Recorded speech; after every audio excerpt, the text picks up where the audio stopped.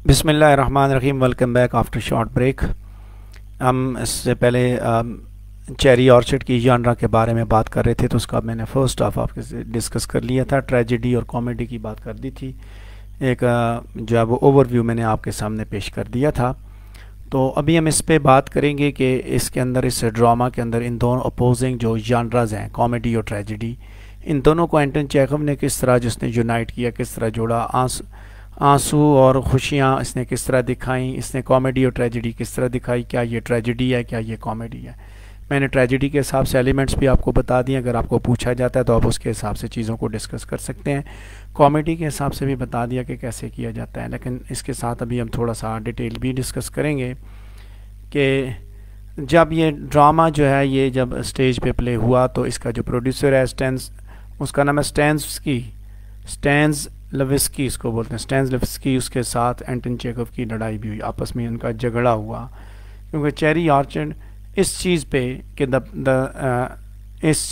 Cherry orchard as a tragedy, Anton Chekhov के मुताबिक ये सारे का सारा जो ड्रामा है बेसिकली वो फैमिली की जो फोर्स्ड सरेंडर है उसके ऊपर बेस करता है कि इस फैमिली ने, मैडम रेनबस्काया की जो फैमिली है उसने फोर्सिबली सरेंडर कर दिया, अपना घर छोड़ दिया। ऑर्चर्ड को उसने एक ऐसे आदमी के आगे भेज दिया जिसने अपनी ज़िंदगी जो है एक सर्फ के तौर पे स्टार्ट की थी, और अब वो जो है वो इस स्टेट को ख़रीद रहा है।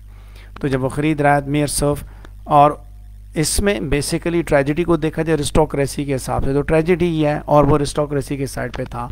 जबकि दूसरी तरफ जो था इसका जो प्रोड्यूसर है इस ड्रामा का, वो उस तरफ नहीं था, बल्कि वो उसके बिल्कुल अपोजिट उसकी सोच थी। उसने ये कहा कि ऐसा नहीं है, वो इस चीज़ के ख़िलाफ़ था, वो बिल्कुल अपोजिट था। यानी कि ख़िलाफ़ तो नहीं कह सकते, उसने इसके बिल्कुल अपोजिट दिखाया। हिस्टोरिकली देखा जाए तो ये दोनों चीज़ें मैं जैसे बता चुका हूँ कि ट्रेजेडी और ड्रामा जो कॉमेडी है ये दोनों ड्रामा की बड़ी पुरानी जॉनराज हैं, और इनको आप उनकी एंडिंग के हिसाब से डिफ्रेंशिएट कर सकते हैं।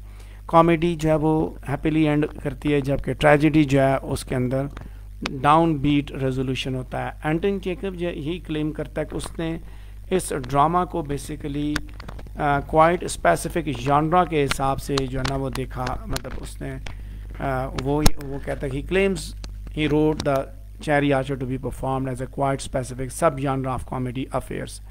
सो डिफरेंट जो कि कॉमेडी से जो चीज़ इसको डिफरेंशिएट करती है वो है basically broadly based humour, eccentric occurrences, ठीक है, इस तरह की चीज़ें। जबकि इसका जो प्रोड्यूसर था, ठीक है, जिसने मेथड स्कूल जो है वो एक्टिंग का जिसने इन्वेंट किया स्टेंस्की ने, उसने अथॉरियल जो इंटेंट था उसको उसने इग्नोर कर दिया, और बजाय इसके कि वो न्यू क्रिटिसिज्म उसने न्यू क्रिटिसिज्म को उसने जो है वो साइड पे छोड़ा, फोर शेडो किया, और उसने अपनी इंटरप्रिटेशन के हिसाब से इसको ट्रेजेडी दिखाया। सॉरी मैं गलत पहले बोल गया था कि एंटन चेखव इसको फेयर्स के तौर पे लेता था, जबकि और वो न्यू क्रिटिसिज्म की जो सोच थी उसके मुताबिक थी। जबकि स्टेंस्की जो है उसने बिल्कुल अपोजिट इसको प्रोड्यूस किया, उसके अंदर ज़्यादा फोकस उसने उसका रखा, ट्रेजेडी का रखा। So the cherry orchard later जो है उसके डायरेक्टर्स ने भी इन प्रॉब्लम से वो साइड पे हो गए। प्राइमरी जो ऑब्स्टिकल है वो बेसिकली यही है कि ऑडियंस किस तरह इसको देखता है। सो ड्रामा को फेयर्स के तौर पे देखे। अब देखते हैं ये इसके अंदर दोनों चीज़ें किस तरह मौजूद हैं कि प्रोड्यूसर और ड्रामेटिस्ट दोनों का आपस में जो तनाज़ा है, उस तनाज़े में आके बात कहाँ पहुँची, यानी कि ये मसला कहाँ पे जाके ये रिजॉल्व होती है या क्या मामला हैं। ट्रेजेडी जैसे मैंने बताया कि इसको जब आप क्लासीफाई करेंगे एज अ ड्रामा तो इसके अंदर एक डाउनवर्ड स्पायरल है किरदारों की, ठीक है, नोबल हो, उसके बाद ट्रेजिक फ्लॉ हो, जैसे अरिस्टोटल ने कहा मार्शा हो ट्रेजेडी के अंदर, और उसके बाद हीरो जो है वो ट्रेजिक एंड की जाने में जाए। जबकि कॉमेडी जो बिल्कुल मुख्तलिफ है, किरदारों को किस तरह प्रेजेंट किया जाता है चेरी ऑर्चर्ड के अंदर, यहाँ पे क्या सिचुएशन अफेयर्स के तौर पे उसने प्रेजेंट की, उसने दिखाया, ठीक है। उसके बाद यानी कि वो बेसिकली ही wanted to undermine the stark political ideals of many of its characters. Tragic characters जो है वो डिग्निफाइड होते हैं पोइट्री, एलिवेटेड पोइट्री के ज़रिए। अरिस्टोटल ने उसके चूँकि ये टर्म उसने डिफ़ाइन की, उसने दिखाया। मैं बार बार रिपीट कर रहा हूँ कि ड्रामेटिस्ट ने ट्रेजेडी के हिसाब से बताया, इसने कहा ये कॉमेडी है। अब यहाँ पे एक तनाज़ा है, मैं फिर भी आप इसको तसल्ली कर लीजिएगा कि इसमें किसने कहा था, दोनों का आपस में टकराव है। जो बात उसने की है ना, ड्रामेटिस्ट ने की है, उसके बिल्कुल अपोजिट जो था इस ड्रामे का जो प्रोड्यूसर था, उसका ओपिनियन इसके बिल्कुल अपोजिट था, मुतज़ाद ओपिनियन था। और यही फिर इनका आपस में झगड़ा भी बना, इन दोनों की आपस में इस चीज़ पे तकरार भी हुई। ठीक है, सो अब देखते हैं कि चेरी ऑर्चर्ड क्या है, अगर वेल एस्टैब्लिश्ड ट्रेजेडी है या ये कॉमेडी है। ठीक है, क्या चीज़ है, किस बला का नाम है। तो किस तरह आप देखेंगे, आप पहले उसके अंदर ट्रेजेडी के एलिमेंट्स दिखाएंगे, कौन कौन से ट्रेजेडी के एलिमेंट्स हैं। तो ट्रेजेडी के एलिमेंट्स को देखेंगे और उसके बाद ट्रेजेडी को देखा जाए तो वो ट्रेजिक रियलिज्म और पॉलिटिकल आइडियलिज्म दोनों चीज़ें वो दिखाता है। और उसके साथ साथ ये यानी कि फेयर्स के तौर पे भी ये प्ले की जा रही है, ट्रेजेडी भी चल रही है। जब कॉमेडी की डेफिनेशन को देखें तो यहाँ पे जो है ना वो उसके अंदर क्रॉस रोड्स मार्शा के मौजूद नहीं है, ट्रेजिक फ्लॉ मौजूद नहीं होता। ठीक है, चेरी ऑर्चर्ड के अंदर भी मिस्टेकन एजम्पशंस को अगर देखा जाए लोअर ऑर्डर में देखा जाए तो ये ट्रेजेडी के मुकाबले में इसके अंदर मौजूद है, दोनों चीज़ें मौजूद हैं। कंटेम्प्रेरी क्रिटिक्स ने एक नई फ्रेज़ इसके लिए बनाई, वो थी ट्रेजिक कॉमेडी की, यानी कि जहाँ पे दोनों एलिमेंट्स मौजूद हो, ट्रेजेडी भी मौजूद हो, कॉमेडी भी मौजूद हो। मैंने इसके अंदर एक जो सबसे इम्पॉर्टेंट बात बताई है कि आपने दोनों पहलू देखने हैं कि ये ट्रेजेडी थी तो किसके लिए थी, कॉमेडी थी तो किसके लिए थी। ठीक है, तो उसने चूँकि वो था बेसिकली जो वो क्या कहते हैं नेचुरलिज्म के हिसाब से देखा जाए तो उसने वो चीज़ें दिखाई जो उसको नजर आई, तो वो अरिस्टोक्रेटिक क्लास के साथ नहीं था।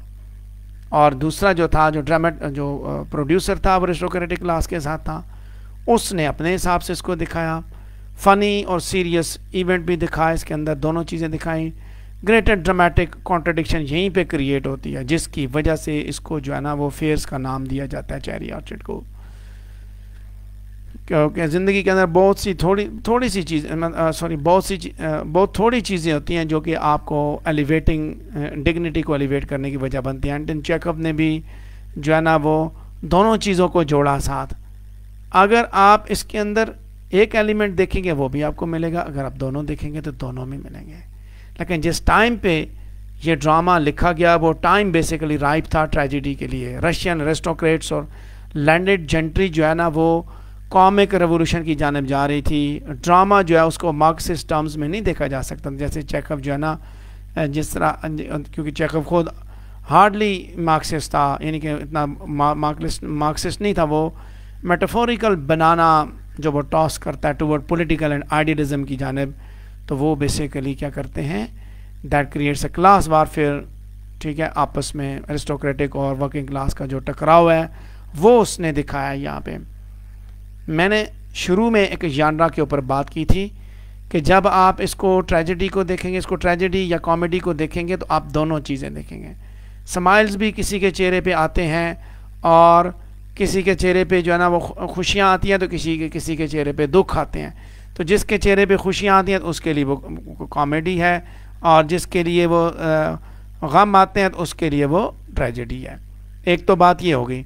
दूसरी बात ये है कि जब आप इसके अंदर देखेंगे तो आप इसके अंदर उन इवेंट्स को साबित करेंगे कि क्या ये ऐसी बात है या नहीं है। जब आप इस टॉपिक को डिस्कस करेंगे, आप राइटर का ओपिनियन भी लेंगे, आप प्रोड्यूसर का ओपिनियन भी लेंगे। उनका ओपिनियन अपनी जगह है, उसके बाद आप उन इवेंट्स को निकालेंगे जिस तरह मैंने डिफ़ाइन किया। आप ट्रेजेडी को डिफ़ाइन करें कि ट्रेजेडी इस बला का नाम है, और क्या ट्रेजेडी के एलिमेंट जो है कहाँ पे हैं, कहाँ पे मौजूद हैं।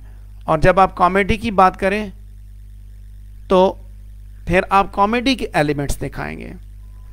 ठीक है, अच्छा यहाँ पे आपने क्वेश्चन किया, मैं उसको भी बता दूं कि पॉइंट ऑफ व्यू में जब वर्कशॉप करवा रहा था ना एग्ज़ाम राइटिंग स्किल्स की, वहाँ पे मैंने ये चीज़ बताई है, मैंने तरीक़ाकार सिखाया है। तो वहाँ पे मैंने ये बात भी की है कि जब आपको दो चीज़ों को कंपेयर करना पड़े तो एक साइड पे जब आपको स्टांस लेना हो तब भी आप दोनों के बारे में बात करेंगे, दोनों ओपिनियंस पे बात करेंगे। उसके बाद आप मिसाल के तौर पे अगर आप कहते हैं दिस इज़ अ ट्रेजेडी, तो आप ट्रेजेडी के एलिमेंट्स को डोमिनेट करेंगे और कॉमेडी के ऊपर सिर्फ एक जुमला लिख के आप बता देंगे, एक पैराग्राफ कॉमेडी पे लिखेंगे, फिर आप अपनी बात को वाइंड अप करेंगे अगर आपके पास आर्गूमेंट उसके हैं।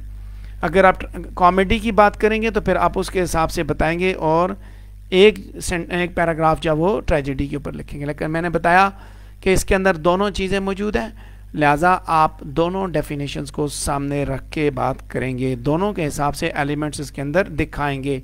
ठीक है, खुद से अपनी तरफ से कुछ नहीं ड्रा करना। नॉर्मली इस तरह होता है कि एग्ज़ाम राइटिंग स्किल्स में ये चीज़ें मैंने सिखाई हैं, बताई हैं कि कैसे इसको करना है।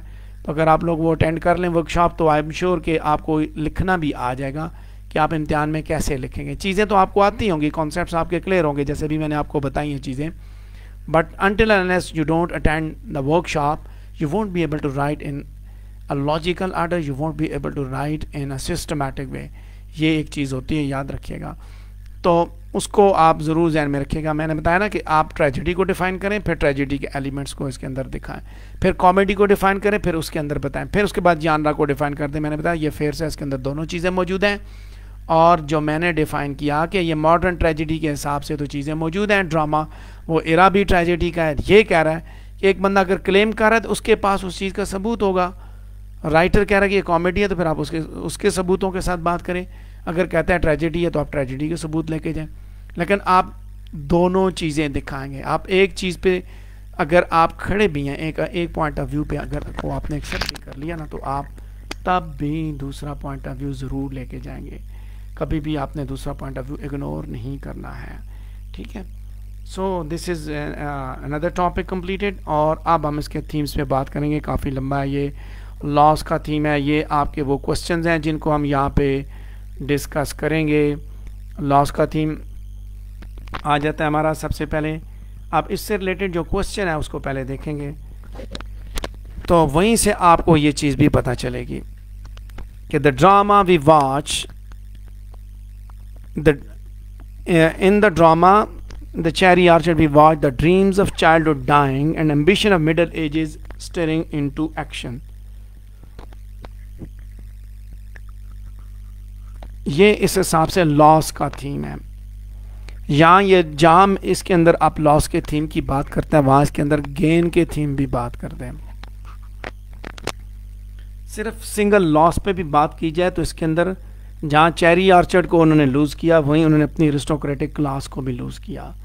अगर इसी लॉस पे बात करें तो जहाँ उन्होंने इस चीज़ को लूज़ किया, इस एरिस्टोक्रेटिक क्लास ने अपना चेरी ऑर्चर्ड लूज़ किया, तो वहीं जो फार्मर सर्फ था उसने अपना सर्फेडम भी लूज़ किया। यानी कि वो पहले एक मज़दूर तबके का आदमी था, अब वो मज़ीद मज़दूर तबके का आदमी नहीं रहा। मेहनत करके वो अब क्लास उसकी राइज़ कर रही है। यहाँ पे चाइल्डहुड के ड्रीम्स किस तरह ख़त्म हो रहे हैं। कहानी का आपको इल्म होना चाहिए, ये याद रखिएगा। कहानी का जब तक आपको अच्छी तरह इल्म नहीं है आप ये बात कभी नहीं बता सकते इस ड्रामे के अंदर ये चीज़ है या नहीं है। Steering into action, dying and ambition of. पहली बात के चाइल्डहुड के ड्रीम्स जब डाई कर रहे हैं तो इसके ऊपर जो पैराग्राफ आप लिखेंगे तो आप मैडम रेनवस्काया के जो ड्रीम्स हैं उनके ऊपर बेसिकली बात करेंगे कि चाइल्डहुड की ज़िंदगी में वो खुद उसने बातें की, वो इधर क्या करती थी, इधर क्या करती थी, इधर क्या करती, जो बचपन का जो नॉस्टैल्जिया था उसकी वजह से वो तैयार नहीं थी। वो नहीं, उसको कहा गया, उसको सजेस्ट किया गया कि तुम इसको भेज दो, इसको जो है ना वो कर दो, इसके ऊपर जो है ना विलास बना दो, तो वो किसी चीज़ के लिए तैयार नहीं थी। तो वो उसके ड्रीम्स थे जिन्होंने उसको रोका हुआ था और वो नहीं चाहती थी कि वो सब कुछ ख़त्म हो। ये थी वो डेथ। जैसे मैंने बताया ना कि कहानी ही पूछी गई लेकिन थोड़ा सा घुमा फिर आगे, तो उसके बारे में आप इवेंट टू इवेंट चीज़ें एक्सप्लेन करेंगे। उसके बाद आप मिडिल एजेस के चूँकि जो लोपा के ना उसने मिडिल एजेस में अपना टारगेट अचीव किया, वो एक्शन में मिडिल एजेस का एम्बिशन इनटू एक्शन। उसका मिशन क्या था, वहाँ पे विलास बनाना। उसी ने कहा था विलास बनाने की बात उसी ने की थी। उसका मिशन क्या था, दौलत हासिल करना, दौलत इकट्ठी करना, माल दौलत। उसने वो बेच के भी माल दौलत भी उसी के ज़रिए वो प्लाट करके वो वहाँ पे जो प्रॉपर्टी बना के उसने ये सब कुछ हासिल करना है। तो ये इन दोनों के किरदारों का जो इसके हिसाब से एक के ड्रीम्स हैं तो दूसरे के एम्बिशंस हैं जिनको आपने इसके अंदर डिस्कस करना है।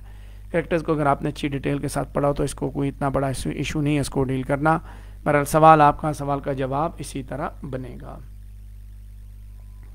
इसके बाद अगला जो टॉपिक है हमारा वो है सोशल चेंज से रिलेटेड थीम्स पे, जिस पे मैं बात कर रहा हूँ ताकि आपको मज़ीद उसकी भी क्लैरिटी हो।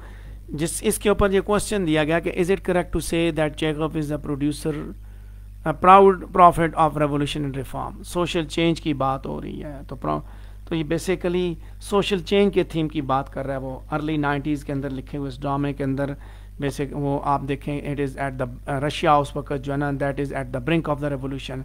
अरिस्टोक्रेसी उसकी पावर ख़त्म हो रही है, सर्फ जो है वो आज़ादी हासिल कर रहे हैं, बॉर्जिंग मिडिल क्लास अपनी जड़ें जो है वो मजबूत कर रही है। सेंट्रल करैक्टर को देखें, वो भी अपर मिडिल क्लास और लोअर क्लासेस के रिप्रेजेंटेटिव्स हैं, और वो आप जो है ना अपनी लॉयल्टीज़, वो मतलब है लॉयल्टीज़, अपने एंग्जाइटीज़, अपने रिलेशनशिप वो नेगोशिएट कर रहे हैं, socio economic landscape of the state.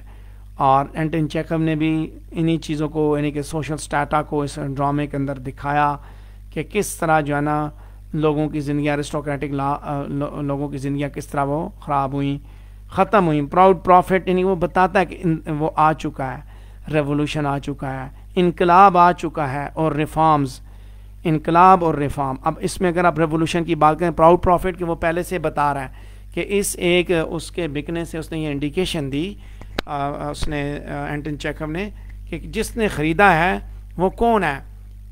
वो एक उसी जगह पे उसका बाप दादा उसी जगह पे मज़ारे के तौर पे काम करते, मज़ारे थे वहाँ पे, तो वो मज़ारे के बेटे ने वो ख़रीदा, तो इंडिकेशन मिली कि रिफॉर्म्स आने वाली हैं, तब्दीली आने वाली है, इनकलाब आने वाला है। कि जब एक गरीब आदमी उठ के ये चीज़ ख़रीद रहा है, इसका मतलब इनकलाब आ चुका है, अरिस्टोक्रेसी ने ताकत लूज़ कर ली है।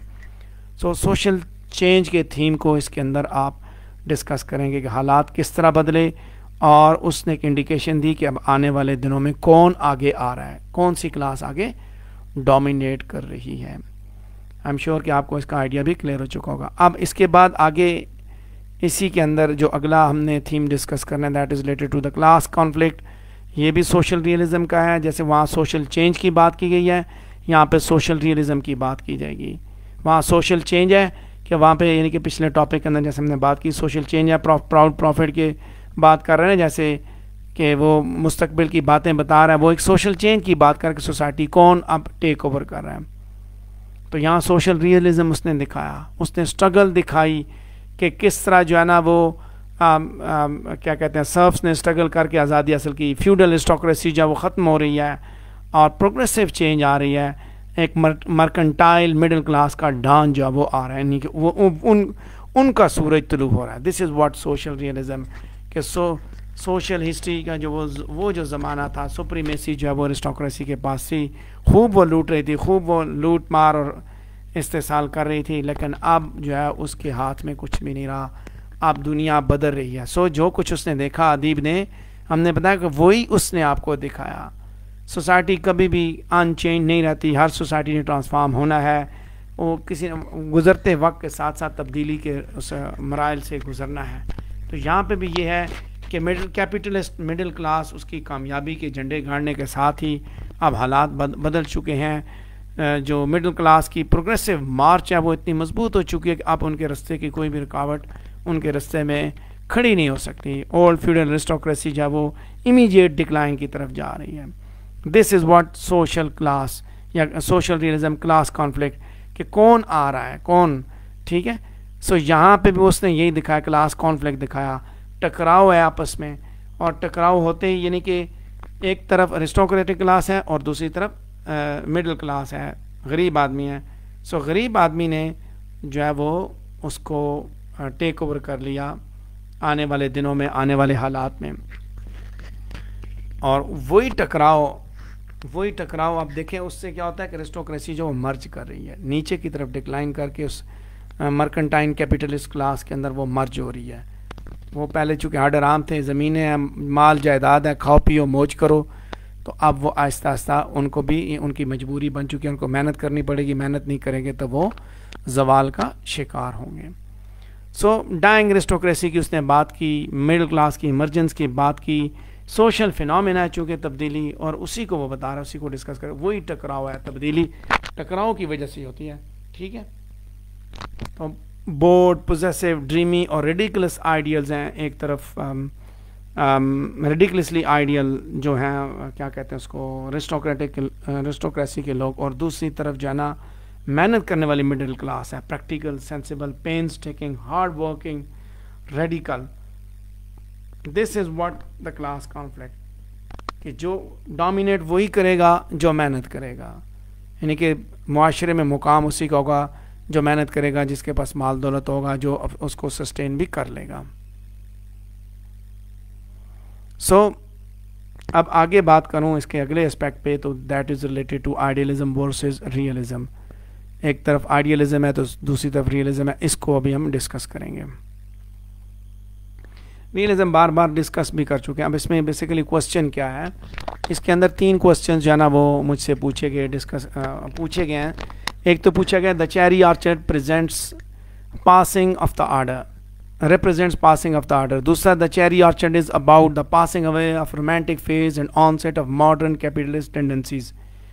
आइडियलिज्म एंड रियलिज्म तब्दीली है ना, वही बात है, क्लास कॉन्फ्लिक्ट, सोशल रियलिज्म, ये वही चीज़ें हैं सारी की सारी, कि यहाँ पे जो सिनेरियोस ने दिखाया रशियन सोसाइटी का आइडियलिस्टिक फेज से रियलिस्टिक फेज की तरफ वो जा रही है, तब्दील हो रही है, सोशल क्लास चेंज हो रही है, रशियन सोसाइटी की वैल्यूज़ बदल रही हैं feudal capitalistic point of view के हिसाब से। एंटन चेखव भी जो है ना वो ट्रेडिशनल अरिस्टोक्रेटिक वैल्यूज़ को ब्लर करना चाहता है और वो बेसिकली कैपिटलिस्ट वैल्यूज़ को सोसाइटी के अंदर दिखाना चाहता है।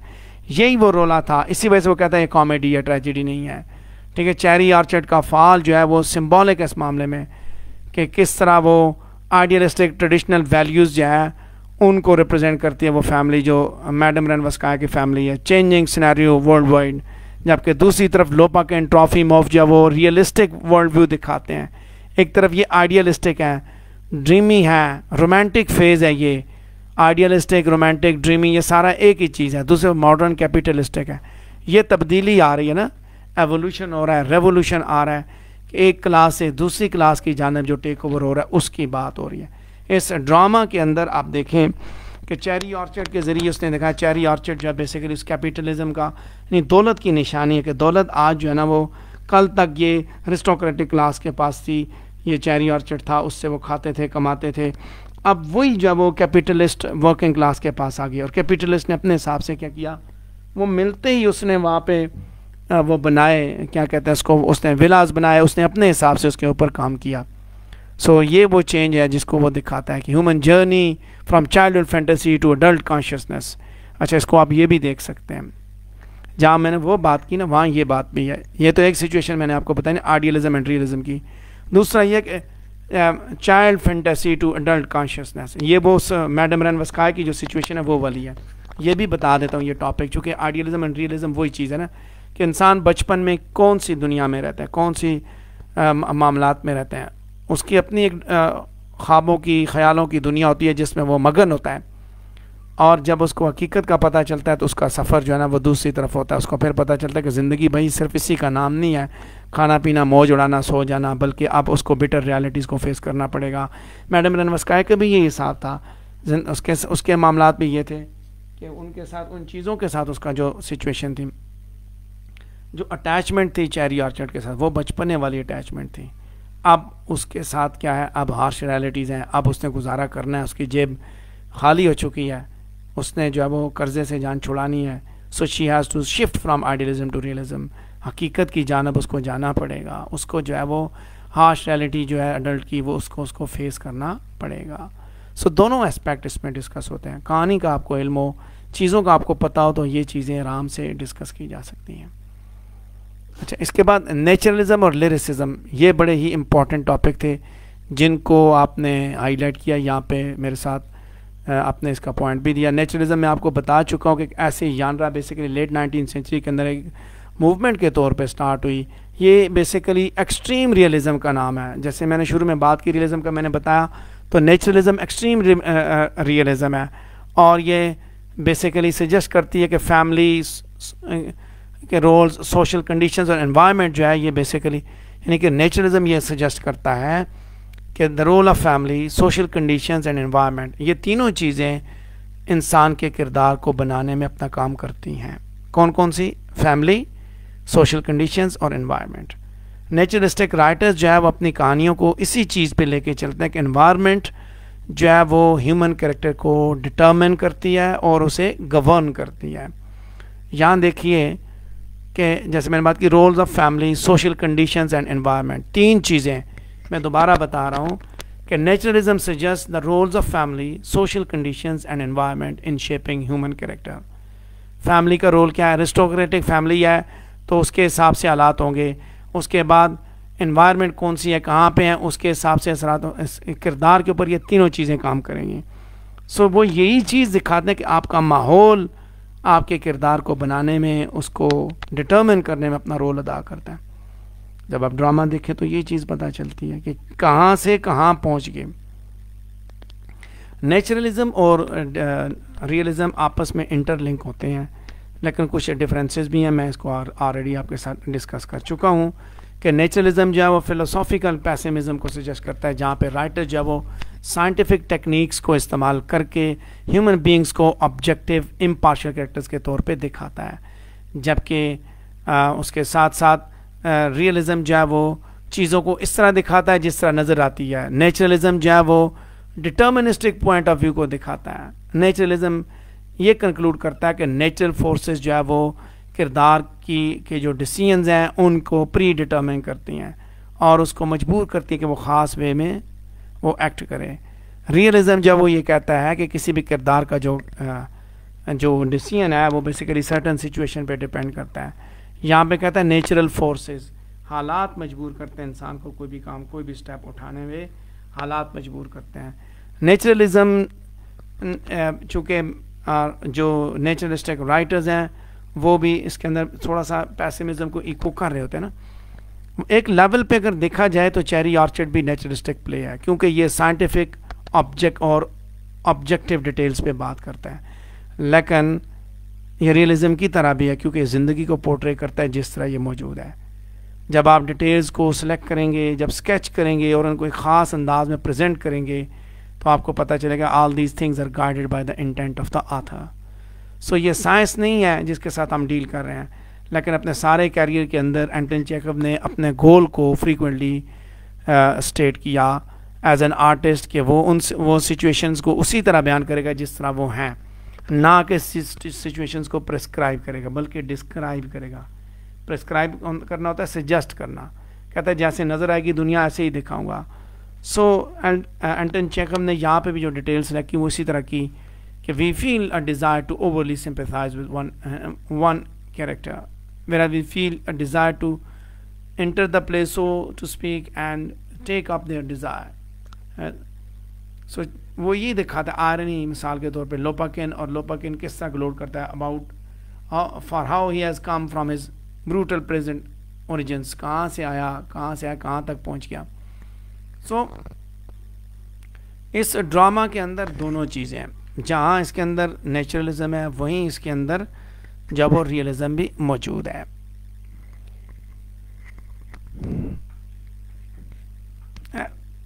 बहुत सारे इंतज़ार दिखाया गया उसने, इम्प्रेशन ये दिखाएगी कि किरदार अपनी डेस्टिनी को कंट्रोल नहीं कर पाते हैं, बल्कि वो इकोनॉमिक फोर्सेस, जैसे मैंने बात की ना, वहाँ पे कोई पावर है जो कंट्रोल करती है, नेचर की जो बात हो रही है ना, तो यहाँ पे भी ऐसा कि किरदार खुद अपनी डेस्टिनी को कंट्रोल नहीं कर सकते, बल्कि जो इकोनॉमिक कंसर्न्स हैं, जो इकोनॉमिक फोर्सेस हैं, उन्होंने उनकी डेस्टिनी को कंट्रोल किया हुआ है। चेरी ऑर्चर्ड बिक जाएगा और क्या होगा। सो ऑडियंस जो है वो इसी इफेक्ट को देख रहे होते हैं। किरदार रियलिस्टिक भी हैं, कॉम्प्लेक्स ह्यूमन बीइंग्स भी हैं, लेकिन राइटर ने बेसिकली नेचुरल रियलिस्टिक दोनों चीज़ों पे एम्फेसाइज किया है कि real life approach how to play the play was portrayed. He called this method psycho physical.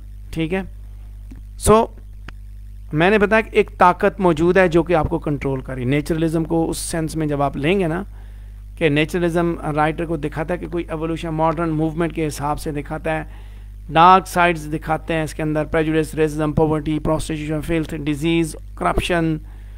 तो वो जब दिखा रहा है, दिखाते हुए कहता है कि किरदारों की ज़िंदगी को किसी ने कंट्रोल किया हुआ है। यहाँ पे क्या माशी हालात हैं जिन्होंने इनके सबको कंट्रोल किया हुआ, जो उसने दिखाया इसके अंदर। इसने सोशल कंडीशंस दिखाई उनकी।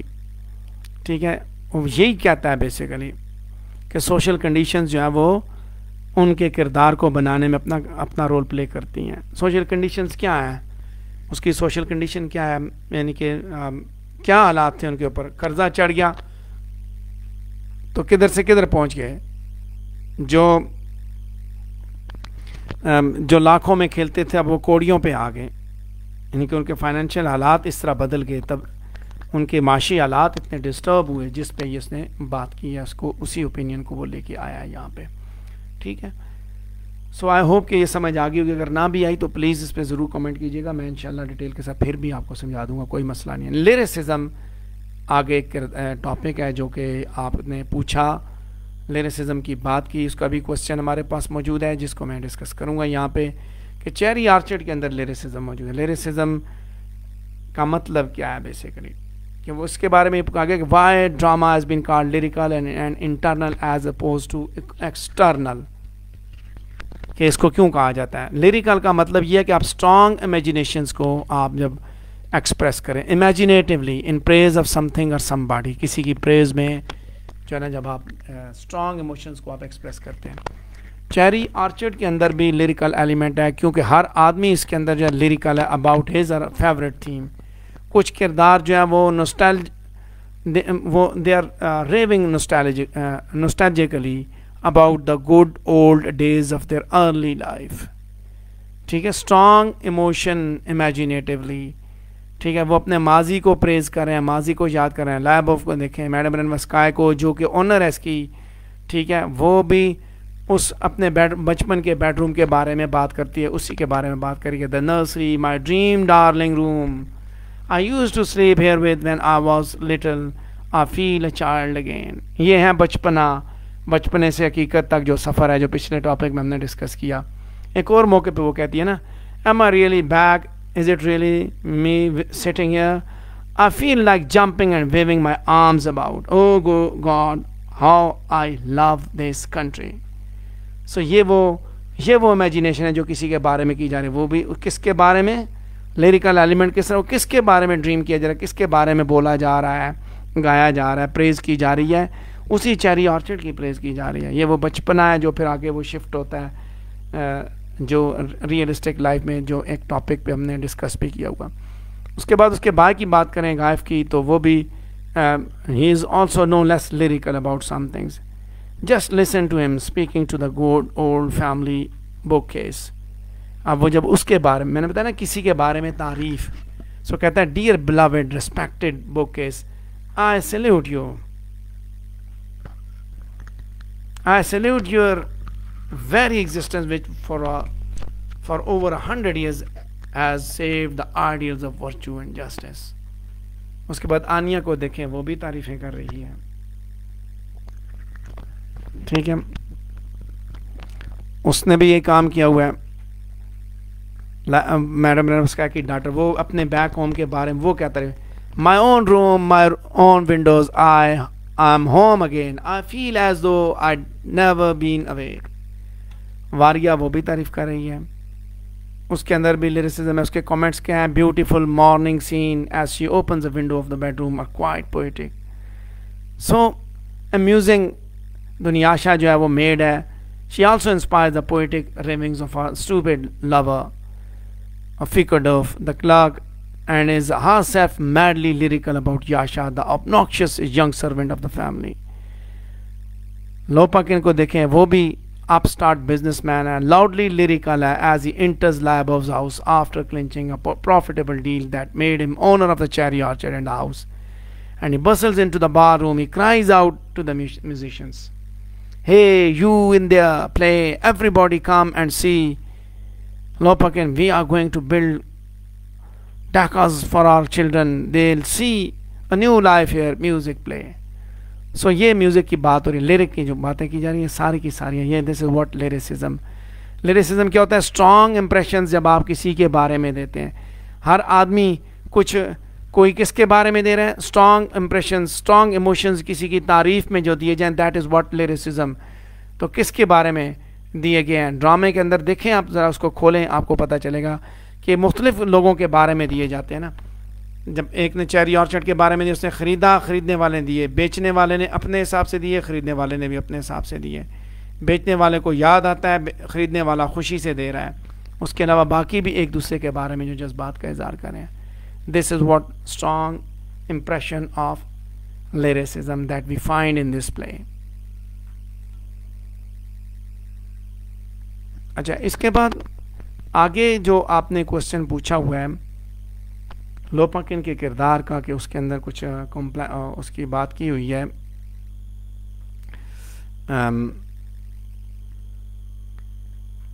कि Lopakin is a merchant in vulgar sense of word. There is no need for him to be a typical merchant. He is a tender-hearted man. Do you think that this statement truly reflects his character?